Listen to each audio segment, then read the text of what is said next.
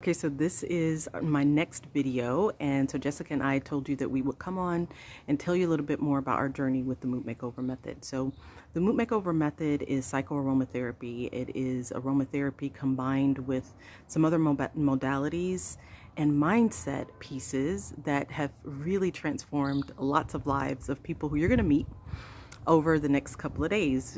So keep an eye out on our social media channels. You'll see some of the folks that have gone through the program.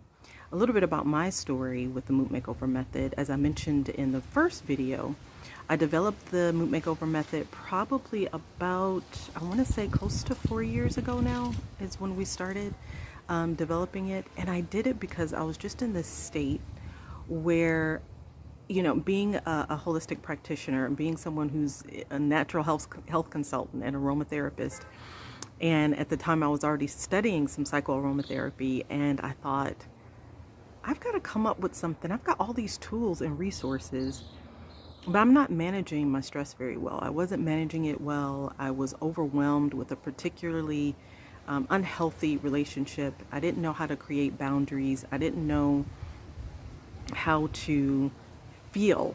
I remember saying over and over again, I don't know how I'm supposed to feel. I don't know how to react. I don't know how to be. And it's just an interesting thing to be later in life and to still kind of feel a little bit lost. Like, how do I interact? How do I set boundaries? How do I love without the toxins?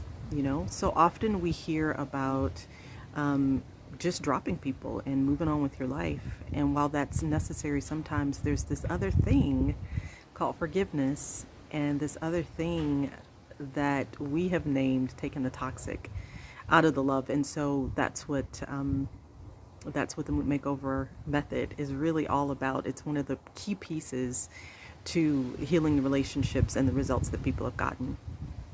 So just to let you know some of the symptoms that I was dealing with.